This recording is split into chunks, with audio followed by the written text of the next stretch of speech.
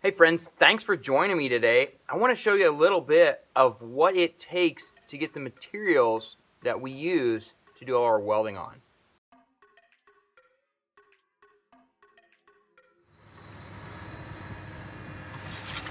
Alright, so the first thing I have to do is coordinate with the steel mill and the lumber yard. Why the lumber yard? Well, they allow me to borrow their truck and their trailer in order to carry all of our scrap up there that I have to take back and then get a new load of steel. And I have nothing that would transport that much steel because it's quite a bit. I took up there 4,400 pounds of scrap, and then I got a load that was 4,800 pounds of new steel.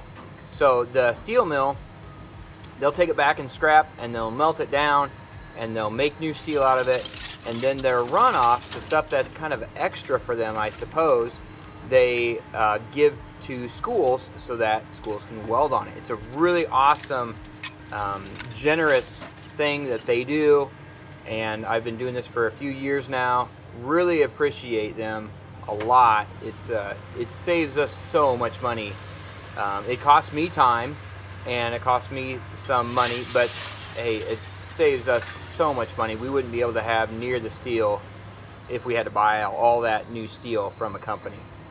So a huge thank you to Gerdau Steel in Wilton, and a huge thank you to Winfield Builders Supply for allowing me to use their truck and their trailer.